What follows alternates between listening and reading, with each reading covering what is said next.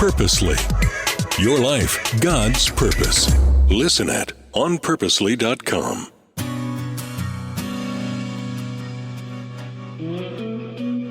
We live in a time of unprecedented comfort. We value safety and security, and maybe that's why it's so easy for us to be shaken when the straight road we're on takes a sudden curve and seems to be pointing us in a direction we don't want to go. Welcome to the Shaken Podcast. I'm Steve Sunshine. Your confidence, your mood, your perspective, even your faith may be shaken because of something that's happened in your life. Jesus told us we'd have trouble in this world, so we're shaken but not surprised. He also said, "Take heart, I have overcome the world." In this podcast, you'll hear honest conversations with people who have or are going through life-altering hard times and have found that God was with them in the midst of it all.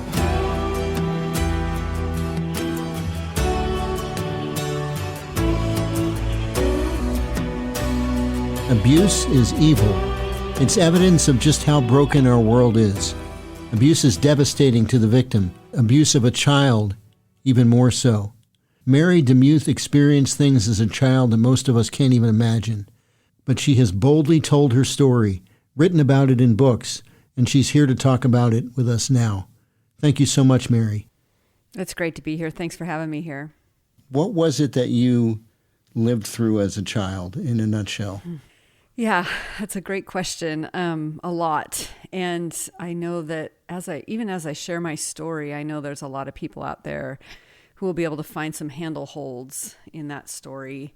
I was a child of kind of a whoopsie, and my mom was a student of a professor who was my father. So there's that going on as well. And they did end up getting married. It did not last long for various reasons. And then there was a period of time where I have no memory of my mom. So I lived with my grandparents for a period of time. And then I went back and she married somebody else. And it was during that year that a lot of the problems started. And that was my kindergarten year. And the house was really unsafe. We were in kind of a crime-ridden neighborhood. There was drugs. There were drugs a lot all over the place. We were growing things in our closet, a plant that's now legal in a lot of states. But and I was even part of that sometimes. So just a really unsafe environment. And then I would go to half-day kindergarten and to a babysitter's house. And the frustrating thing about that babysitter is she hated children. So probably if you're going to choose a babysitter, don't choose one of those. These neighborhood teenage boys would knock on the door and say, "Can we play?" And she would say, "Sure." And she would shove me out of the door. And that's when the sexual abuse started for my whole kindergarten year. And I remember them telling me things like, "We will kill your parents if you tell."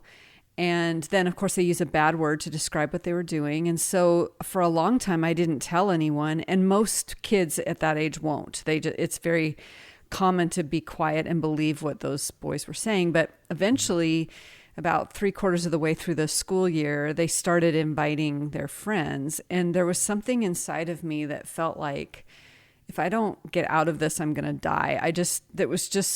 I don't know why I was so sophisticated in my thinking as a 5-year-old. So oddly, I did not tell my mom or my stepdad or my biological father. I instinctively knew none of them were safe. And so I went to the safest person I know, which was the babysitter who hated children. And she told me these very frustrating 5 words. She said, "I will tell your mom." And at that time, I thought as a 5-year-old that all adults told the truth. So the next day, when I went to the babysitter's, the boys knocked on the door and she pushed me out into the street again. And so I thought my mom knew but didn't care. Of course, she didn't tell my mom. And that's when I got even cleverer and I decided no one's going to take care of me, not my babysitter, not my parents, no one. So it's up to me. So I learned how to pretend sleep. So I would get home from kindergarten. I would eat my peanut butter and jelly sandwich. I would run to the back room where her bed was, my babysitter's bed. I would pull the covers over my head and I would just not move for 3, 4, 5 hours. And that saved me for that year. The problem being that thankfully, we did move away from that place. But I felt like at that point, I had this honing beacon for sexual predators. So I spent my childhood from that point on running away from people trying to steal from me.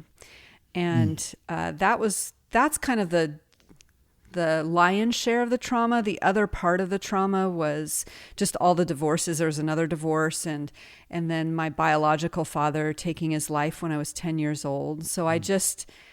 and then another divorce. So it was just like a childless kid, or fatherless kid, and all this sexual trauma and all of that. So that's my background. That's my story. It's a hard one, but it is true, and I did walk through it. and so that's where we start. Tell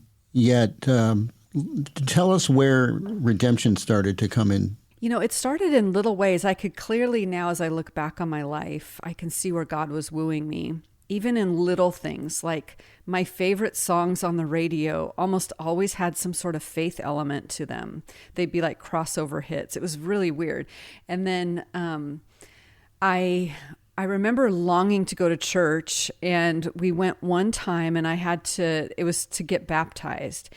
And I had to go to one Sunday school class. That was a requirement in order to get baptized, weirdly.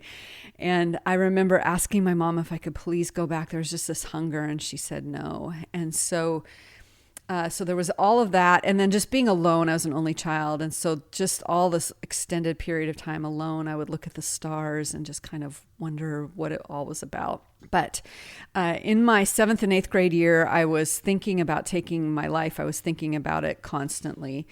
And I had a counselor in my junior high, Mr. Thompson, who just could see it. He could see that I was on the brink. I believe he was a Christ follower. And he gave me this special hall pass that got me out of class at any time. And I could just go cry in his office because my mother's third marriage was ending in divorce. I had attached myself to that third father because my biological father was gone. And then I was going to lose another one, and I was losing my life because I just felt like nobody cared. It just goes to show you that you don't know what kind of impact you're going to have on somebody. Even as a teacher, you don't know. And so it's worth putting the effort forward, and boy, it's good that God put him in your life. It was a miracle, really. And yeah, I had not told anyone about the sexual abuse because, of course, I thought my mom knew, so she wasn't safe to tell, and I didn't tell anybody. I eventually did, and after I came to Christ, I was able to share that story and start healing. But yeah, at this point, he didn't know, and so he just knew that I was this terribly broken girl. And then my 9th grade year, a friend of mine invited me to Young Life, and I remember her saying something like, we play a lot of games, we sing songs, it's really fun, I think you'll really like it. And I was like, well, that's cool, because I even though I am at my core an extrovert, all of this trauma had really pushed me down into the hole, so to speak. So It was a place where I was allowed to be myself, and we'd sing the songs, the shaving cream, balloons, whatever, all these crazy things, games. And then the last 15 minutes, someone would stand up and talk about Jesus. And I remember hearing his name and just saying, this is it. This is what I've been looking for my whole life. And that next year, so I was very ripe for the picking. They did not pursue me, but it was just God's timing. That whole summer, I kept remembering the story that the last person said before summer break. And it was the story of Jesus calming the sea and the disciples asking the question, who is this that even the wind and the seas obey him? And that question just kept rolling around in my mind. And then my sophomore year, I went to a weekend camp with Young Life. And I heard the whole gospel in one, fell swoop. And that's when I gave my life to the Lord. And I didn't come as a person recognizing their sin, although of course that would come. It was this girl who is in desperate need of a father. And so that's why I came to the Lord. I was so desperate. And then from that point on, I've been walking with the Lord and been walking this really long journey of trauma healing. Describe after that moment how things changed inside in terms of how you felt about yourself and about life and anything else. Well, I think part of it was I felt loved, and not just by God, but by my young life leaders and what would become my campaigner leaders, my small group leaders, and church. I found out I had to go to church. So, here's this girl who just barely, I just eventually get my license that year so I can drive, and I'm going to church by myself.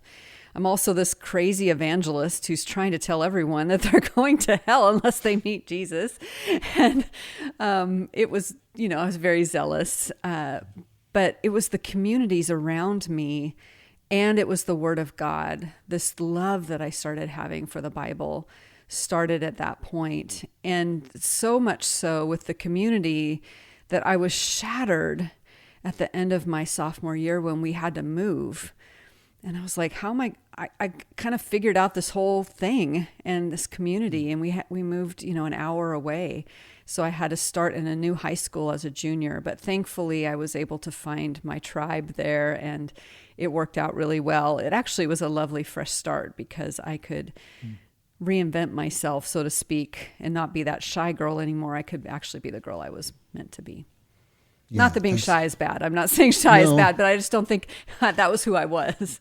I think abusers do steal part of a person. You wouldn't have been free to, I can see where you wouldn't have been as free to be yourself and to be kind of an open person and engage with people. And people had to be really scary, I would think. Yeah, oddly, that's an interesting observation, but I don't know what happened. But when I met Christ, there was such a vacuum inside of me and a hunger for people just to notice me and love me that I thankfully began trusting and entrusting myself to those leaders, and they happened to be safe. Now, that doesn't always happen. And there are plenty of times where I've entrusted myself to people that were unsafe, but in that place, God protected me. Where did life take you after that? So I graduated from high school and I went to a 4-year school. I'm from the state of Washington, and it was just a small liberal arts school, but the Lord saw fit to send all these Christians around me again. It's a really great theme. And my friends believed that God would heal me of all of this trauma. And that's when I started talking about all of it. And so they just prayed for me for 4 years, and I cried for 4 years, and God just did a lion's share of healing during that time. So much so that when I was done with college, I was kind of like, oh, good, I'm all healed, and I will never have to deal with this again. And so even when I met my husband after college, my pre-husband, I wasn't like saying things that were untrue. I was like, yes, all these things happened to me, but God has healed me.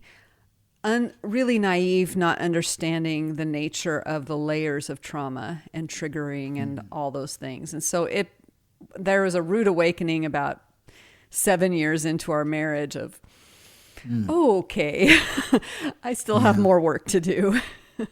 Yeah. How did that affect your relationship? It was really hard. And this is something that we don't talk much about in the church, unfortunately. I ended up writing a book with my husband called Not Marked: Finding Hope and Healing After Sexual Abuse. And he wrote the parts of what is it like to be married to someone who has this in their past. And so initially he was just mad. He was mad at what those boys did to me. Yeah. He was mad at how it caused me to just have a really warped view of sex, and it caused a lot of friction.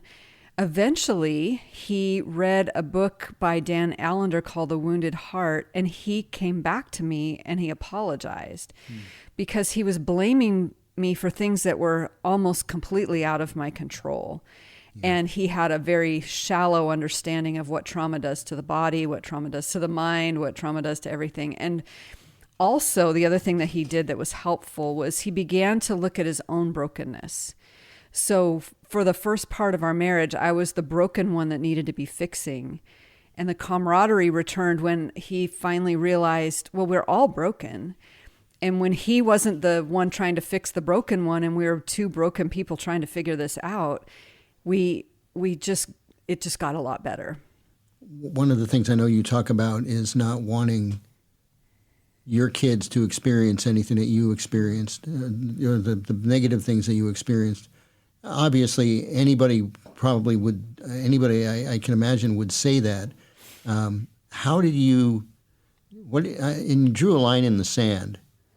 How did you follow through with that in a way that, because I've talked with people who've had some generational things passed on that they want to change, and they know they should change, and they find that it's just a tough battle.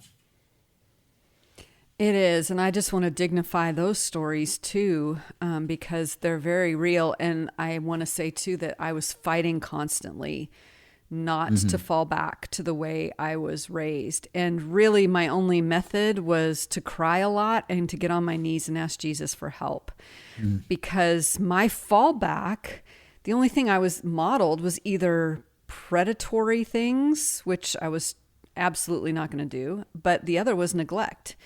And so there was a time where I had to kind of I didn't even know what cognitive behavioral therapy was, but I had to retrain my mind. So when my child came to me with, they scraped their knee, I would say, okay, Mary, this is what a loving parent would do. They wouldn't walk away. They wouldn't dismiss the pain. They would go get a Band-Aid. They would pray with their child. And I would just train myself how to do that with the help of the Lord. And then the other thing that really helped me was I needed it modeled. I read all the books, and those were very great tutorials for me, all these parenting books. But I realized I learned better by watching. And so I watched people a lot like a creeper. But I also had this mom that was, maybe 15 years older than me. And I asked if she would help me. And so we would take walks together, and I would just ask her all these questions about parenthood. It's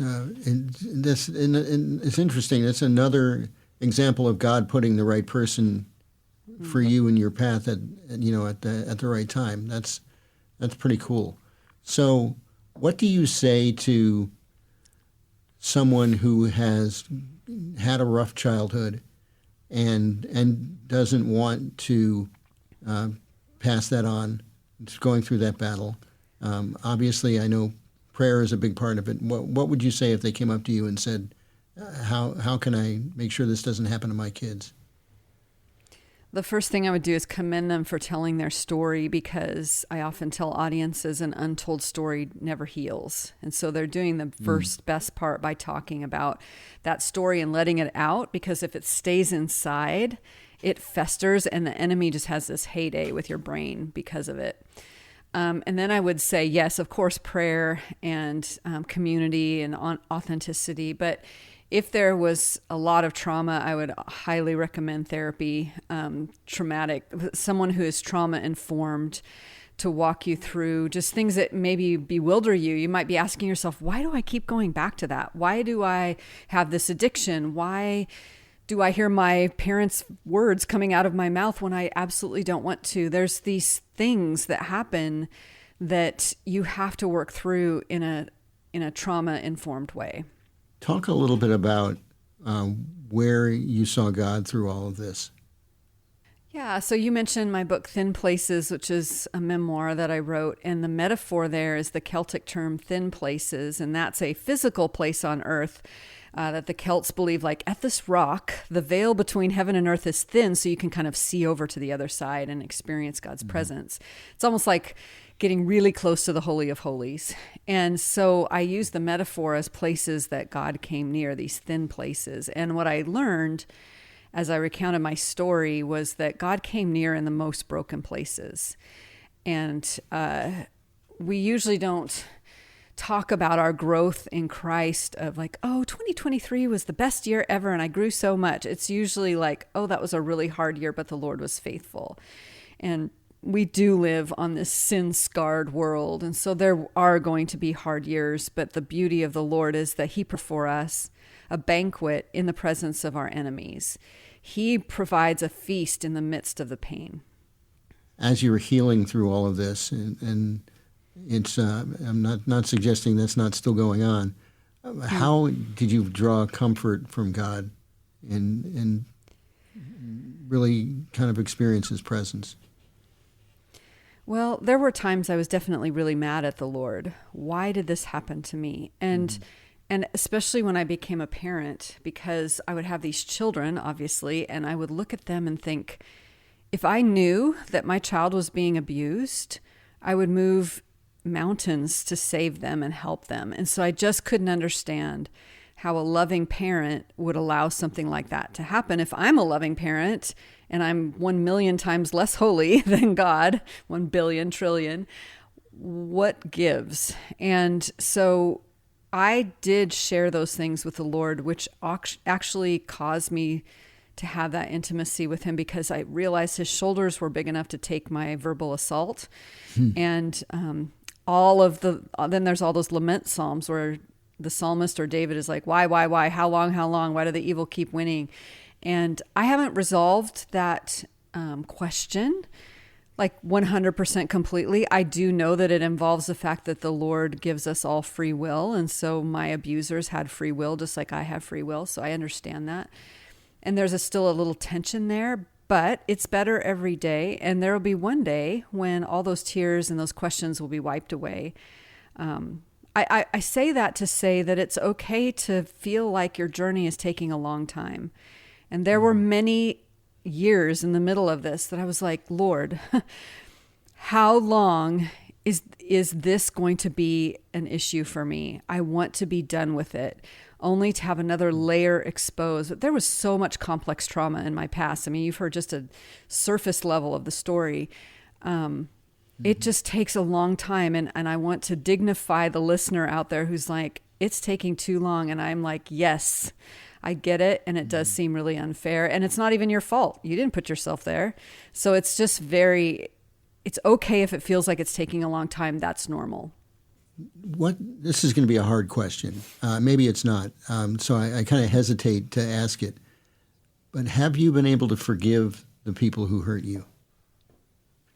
I have. And I actually wrote them a letter, and it can be found on we2.org.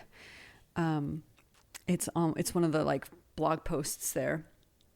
And it was a very authentic letter. And I actually think that we need to remember that forgiveness is a process. So when I met Christ, I heard that I was supposed to forgive everybody. So I chose to, but the working out of that took several years. And, it turns out after a bunch of very surprising and beautiful God coincidences, I was able to, through some help of other people and a librarian, to track down at least one of the two who harmed me.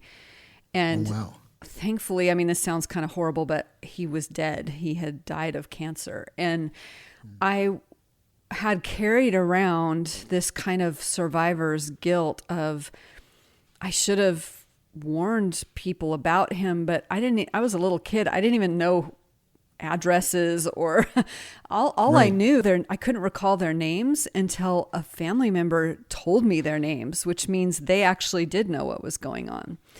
And that's what caused me to be able to do all the research and find who at least one of them was. So yeah, I have chosen to forgive. It was a long journey. There's still times I have to say, I forgive again, re-forgive, because it just takes so long. And I'm thinking to myself too, these were teenage boys. What was going on in their home to think that would be an okay thing to do? What was happening in their lives? So not that I excuse what they did. What they did was horrid, but over the years, I've kind of understood a little bit more. You know, I want to maybe back up just a little bit. We talk about all kinds of things people go through, bad diagnosis, relationship issues, in this case, abuse, infertility came up in one of our episodes. People suffer. And Jesus told us there would be trouble in this world, but he's overcome the world. Have you wrestled with the why very much? Of course. But I think, just years and years of that.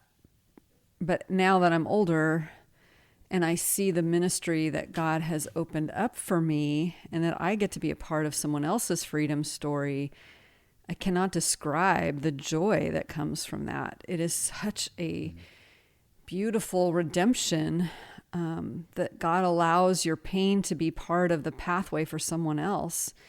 It's indescribable. But there are times I'll say, I wish I had a normal story. And sometimes as a little parlor joke, I'll be like, if I meet someone, and I'll ask them the question, what kind of upbringing, if they haven't read my books, what kind of upbringing do you think I have? And they'll say, oh, super stable Christian upbringing. And I'll start laughing and then tell my story. And they're like, are you sure that's your story? I'm like, yes, that's my story. All of that to say it's to the glory of God who rescued me from the pit, set my feet upon a rock, made my footsteps firm, rescued me. He was like the one who said, I'm going to use the foolish, the brokenhearted to shame the wise, from that Corinthian passage. And I just felt like I got rescued. I mean, I was plucked out, and now I have the opportunity. God has that ministry of reconciliation with us, and then He gives us the ministry of reconciliation with others.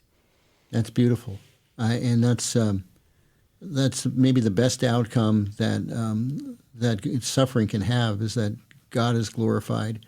Whether the suffering is something that ends or goes on. We talked about Job a couple of episodes ago, and God's answer was, "You're not God," and that's hard. And that doesn't mean, but that same God allows those complaints and the honesty. And I've found in my struggle is Parkinson's, and I've found that in drawing close to Him, that's when I started being able to deal with what was happening.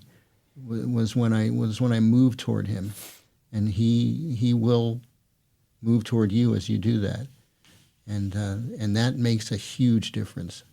Oh, I just want to say to anyone out there in the middle of their story, a lot of us are in the middle of our story right now, that it is okay to be upset, and it is okay to be authentic about that. And as I said earlier, God's shoulders are big enough to take it. And so instead of directing it inwardly, direct it upwardly.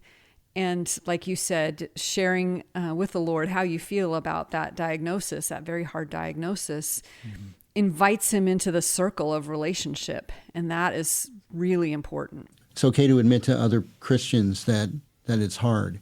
But God is good and it's hard. Those two things can go together. So where can we find your books, particularly Thin Places?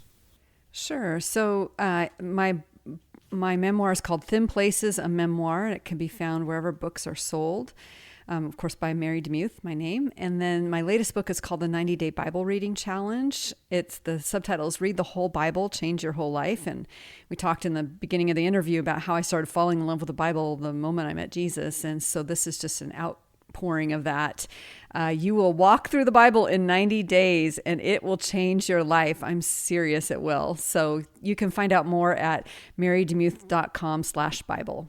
And my wife and I are going through that, and I hesitated when I first saw, when she first said it's the whole Bible in 90 days, and I said I've never been able to get it done in a year. I always take longer.